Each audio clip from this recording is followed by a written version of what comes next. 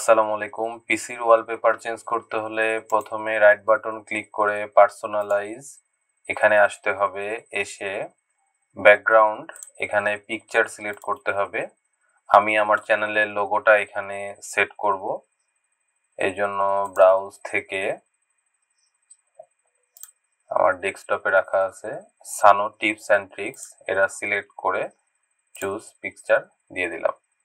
এখন কিন্তু আমার এটা সিলেক্ট হয়ে গেল, কিন্তু এখানে এই লোগোটাকে আরেকটু চেঞ্জ করা যায়। আমি এখান থেকে চুজ এ ফিট, এখান থেকে যদি বিভিন্ন, এটা আপনাদের পছন্দ মতো করে নেবেন। ফিট দিলে এমন আসবে, আমি একটু দেখাই। এমন যদি আপনি মনে করেন এটা সেন্টারে রাখবেন, সেন্টার দিলে সেন্টার হয়ে যাবে, অটোমেটিক্যালি সেন্টার হয়ে যাবে।